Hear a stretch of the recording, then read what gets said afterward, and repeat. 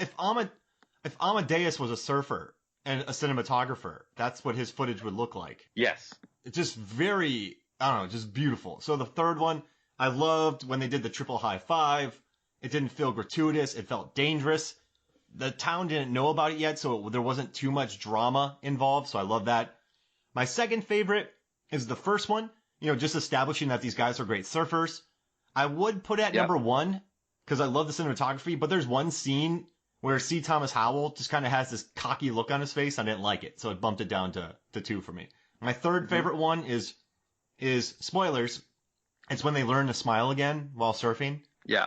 And they found their happy place. Yeah, and just watching Swayze smile as the sun set was amazing. I love all these, by the way. Then there's the one where, it's like the crying surfing scene.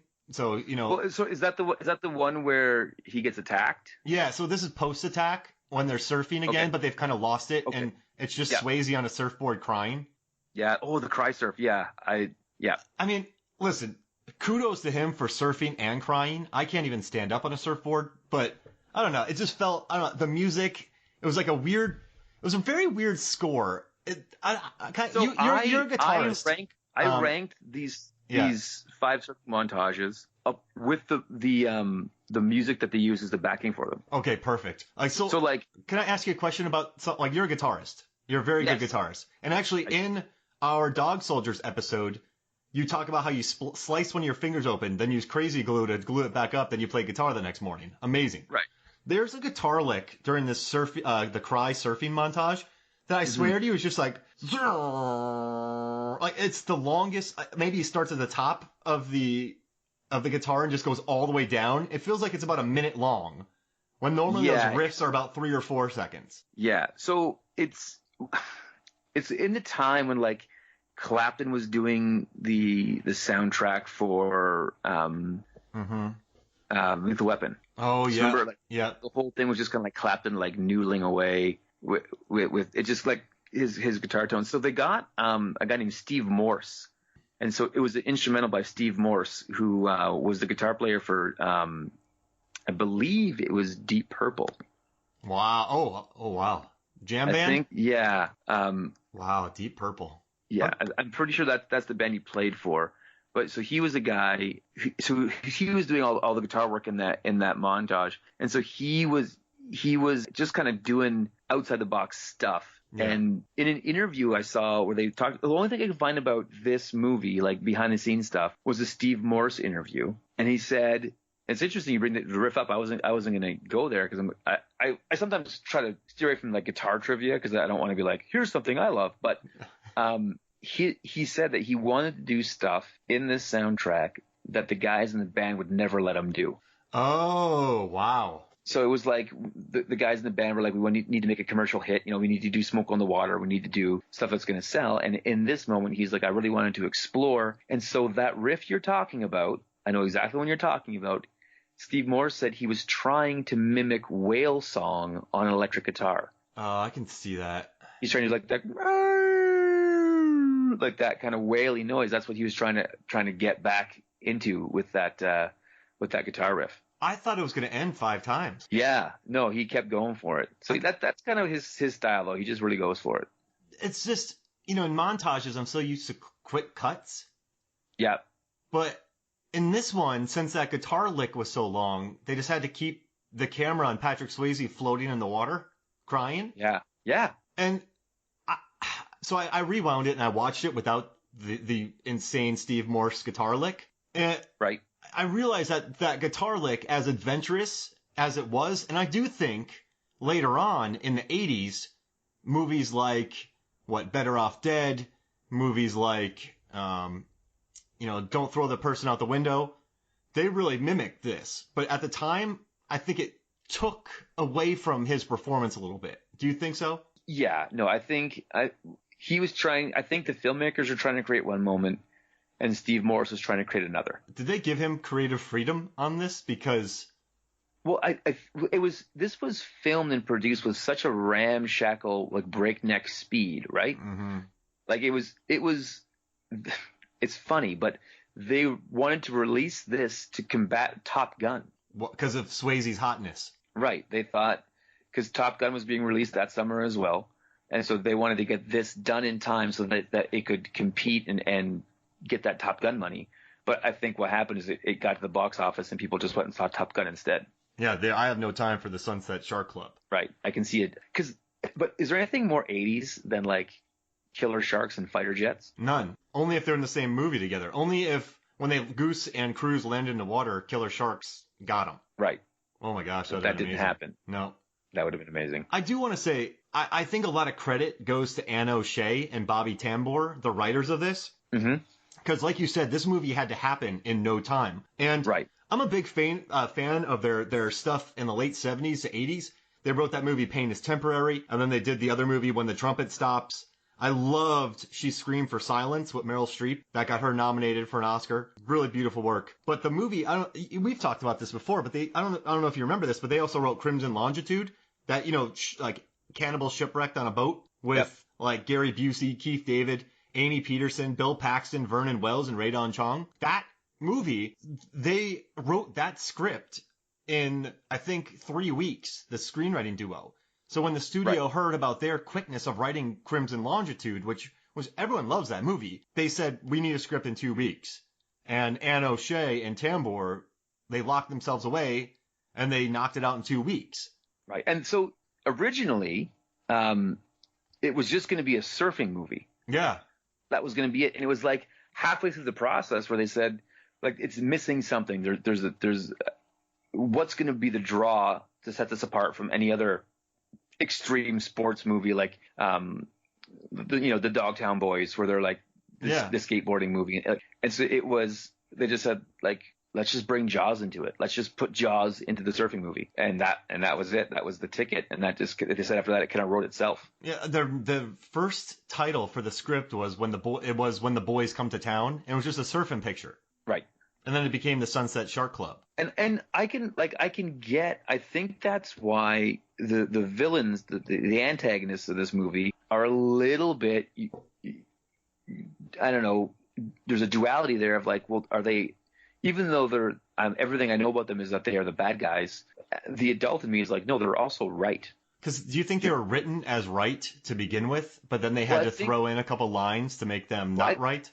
I think originally it was just like some dude surfer boys coming to town, and then he falls in love with his daughter, and then she's hanging out with no good nicks, and the dad is like I want more for you than this, and she's just like I want love. Yep. And so, but that's a story we all know and we can all relate to, and it was more like a coming of age film, but then the introduction of the sharks, you're like, no, this is a very bad. Don't go surfing with sharks. Like, don't do it. Yeah. And then when he told them not to, everyone's like, get a grip, old man. And you're kind of thinking, what does he have to get a grip on? Right. Well, and then when C. Thomas Howell dies, when he gets attacked and he doesn't make it, and then Bruce Dern thinks, okay, finally, now these boys will leave. And then Patrick, that's where rule number 3 comes in, right? It ends with the wave. And so whatever happens when they're in the ocean, it ends with the wave. And so he says that was his choice. That was, he knew the risks going in. And if I stopped now, if I let his death stop me from doing what we love, then he would be upset. That's not what he would want.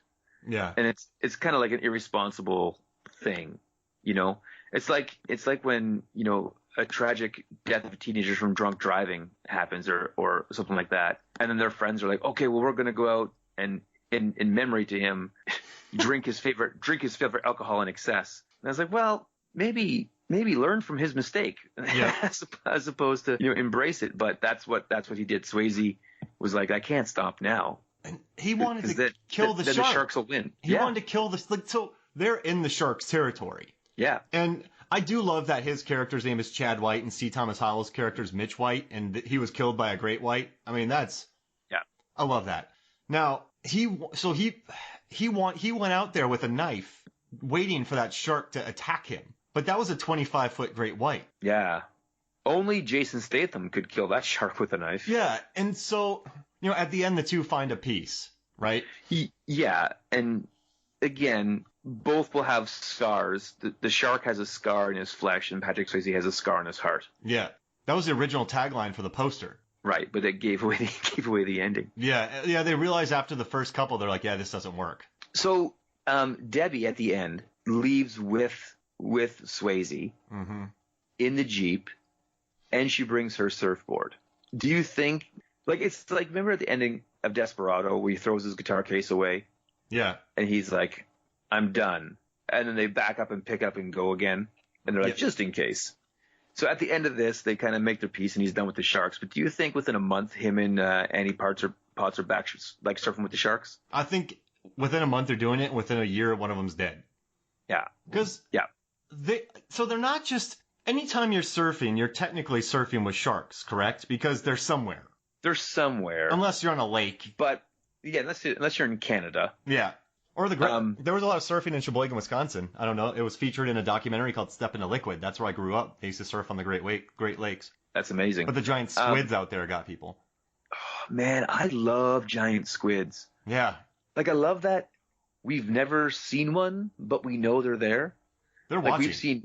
We've seen like dead ones and parts of them and evidence of them, but we've never seen, like, there's no footage of a giant squid. Never. They're it's there. It's crazy. Though. Oh, no, 100%. I mean, like, sharks will come up with big, round squid tentacle attacks on them, but no squid. Like, we don't. I love it. I love it so much. But yeah, so I think that you're always swimming with a shark, but these guys went to ground zero. Yeah, you know what I mean? Like walking at midnight alone is always dangerous. But how would Dolph and JCVD done in this movie if they starred in it?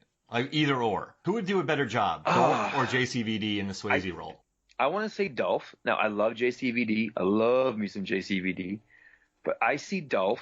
He's a little bit more of a surfer look. I can buy his accent more than Jean-Claude Van Damme's accent. No, they would just have to make him like Devereaux from New Orleans. And if it was Dolph Lundgren, they could have used Back in the USSR as a song on the soundtrack. What did you think about? There's one original song in this movie, and it's by the band Genesis. Yep. And the name of the song is "I See It" with "I-C" with an A. Yep. It. What did you think about "I See It" over the the credits at the end? I didn't hate it. I didn't think it was Phil Collins' best. But the lyric in there where it said "Your love grabbed me like jagged teeth and wouldn't let go." Yeah, that was great.